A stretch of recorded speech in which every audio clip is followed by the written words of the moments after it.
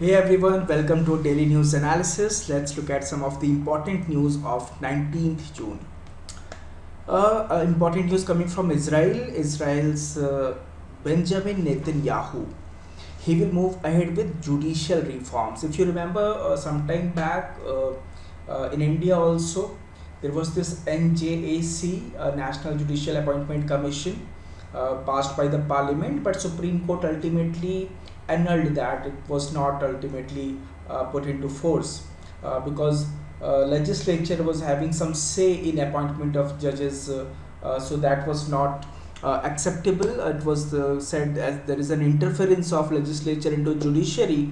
Similar situation is happening in Israel as well, where the Prime Minister Benjamin Netanyahu, he said that he will take active steps on a contested judicial overhaul this week after what he described as months of wasteful compromise talks with the political opposition. Mr. Netanyahu's televised remark to his cabinet were spare on details. He did not give much details regarding that, and it came after opposition leaders last week suspended negotiations pending the formation of a key panel for selecting judges. So it remains to be seen how it comes up, what changes happens in the judiciary, what overhaul is he talking about, how the judges will be appointed. So here, unveiling soon after Mr. Netanyahu's religious nationalist coalition took power in late December, the sweeping reforms would roll back some Supreme Court powers. So it will take some Supreme Court powers and give the government more control over appointments to the bench. The proposed legislation had set off unprecedented street protest earlier this year. If you remember, there were so many street protests regarding that the government is trying to curb the powers of the Supreme Court, and there is a attack on judiciary. So that is it remains to be seen how it turns up. Manipur Chief Minister N. Biren Singh, he has asked Mizoram Chief Minister to protect Meiteis, MLAs in Delhi, to meet the Prime Minister. So he has asked the Chief Minister Zoramthanga, who is the Chief Minister of Mizoram, Zoramthanga, he has asked him to take measures to ensure the security of the Meitei community in the neighboring state. So as you know that Mizoram has a sizable population of Meiteis and Kukis settled in the state, and 10,000 people from the Kuki community displaced in the violence in Manipur have found refuge there as well. So because of this ongoing violence that is going on in Mizoram, Manipur, he has asked that those who have migrated, those who have gone there, he should protect them. The call to ensure the security of Meiteis in Mizoram came as dozens of BJP legislators from the Meitei community in Manipur arrived in the national capital over the past couple of days to meet Prime Minister Narendra Modi. The Manipur Chief Minister is expecting in Delhi tomorrow during the week.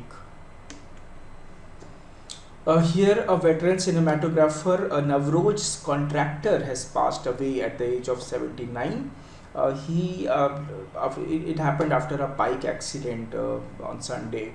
So he had many award-winning documentaries to his credit and received accolades for his work as cinematographer in various films such as Duvidha. There is this film called Limited Manuski, Devi Ahilya by Percy, Love in the Time of Malaria, Devara Kadu, Pehla Adhyay, Lalach, Frames. These are some of the significant works, and he has been involved in many documentaries, for which he got accolades. The Balasore train accident that had really been a very serious accident in a very long decade, so to say. So the death toll in the Balasore train accident rose to 292. So a 24-year-old passenger from West Bengal, he succumbed to his injuries. As you know that many people were injured. So those who were injured, they are dying also. So the tolls are coming up. It has toll amounts to 292 now. This is a good news. Gita Press Gorakhpur will be awarded Gandhi Peace Prize for 2021. So this will be conferred to Gita Press, which is in Gorakhpur. It is one of the largest publishers of religious texts such as Bhagavad Gita, Ramayana and Upanishads, etc. So the decision to confer the award on Gita Press was taken by the jury, which was headed by the Prime Minister Narendra Modi. It is for outstanding contribution towards social, economic and political transformation through non-violent and other Gandhian methods. So this is what the statement coming from the Cultural Ministry. While recalling the contribution of Gita Press in promoting the Gandhian ideals of peace and social harmony, Prime Minister Narendra Modi observed that the conferment of the award was a recognition of the work done by the institution in the community services. Let's talk about what is this prize, Gandhi Peace Prize. The Gandhi Peace Prize is given every year. It was established in 1995 on the occasion of 125th birth anniversary of Mahatma Gandhi. In this award, the winner gets 1 crore rupees as a prize money, a citation and a plaque and exquisite handicraft or handloom item. There have been many people who have already received Gandhi Peace Prize, institutions as well as individuals. So some of the institutions are like ISRO, Indian Space Research Organization, Ramakrishna Mission, Grameen Bank of Bangladesh, Vivekanand Kendra, then we have Kanyakumari and Sulabh International, New Delhi. It has also been awarded to former President of South Africa Nelson Mandela, social worker Baba Amte, Archbishop Desmond Tutu of South Africa, environmentalist Chandi Prasad Bhatt and Bangabandhu Sheikh Mujibur Rahman of Bangladesh.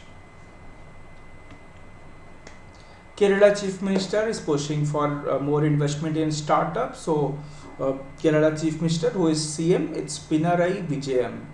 Pinarayi Vijayan made a strong pitch for investments in the state's burgeoning startup ecosystem at a function which was organized in the UAE, United Arab Emirates, formally launching the first Infinity Center of the Kerala Startup Mission. In Dubai, Mr. Vijayan positioned Kerala as among the finest growing startup hubs in the country. The Kerala is ranked 4th in the startup ecosystem. 16,405 crore rupees is the investment by FPIs in equities for the 4th consecutive months. So the continued investments of FPIs in India equities is attributed to the country's strong economic rebound.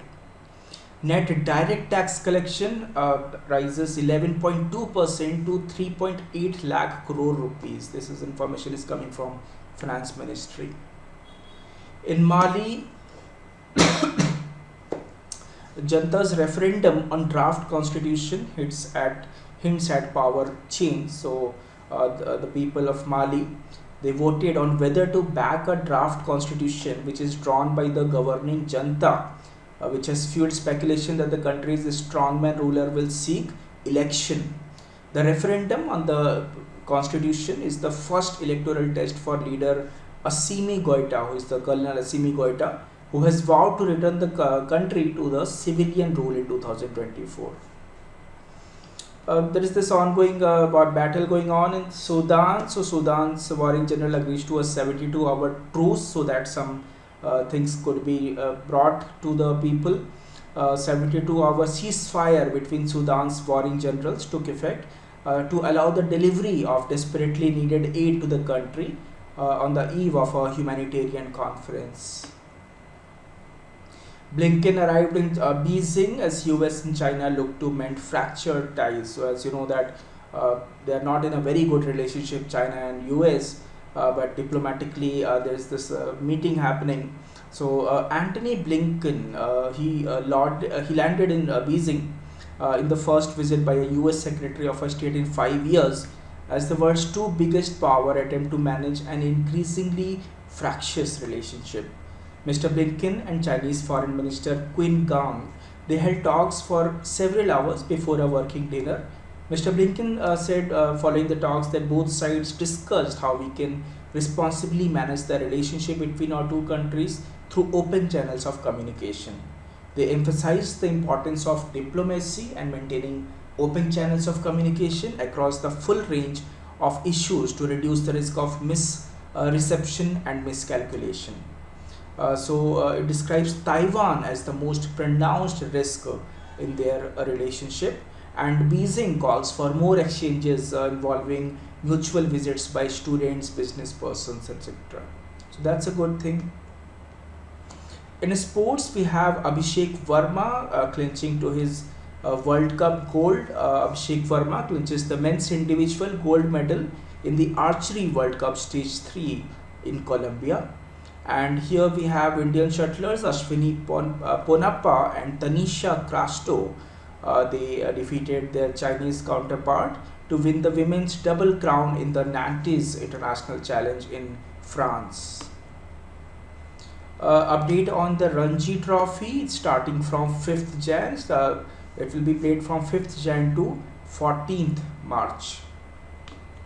That's all for right now. Thank you so much. See you in the next session with more set of news. Till then, have a good day. Goodbye.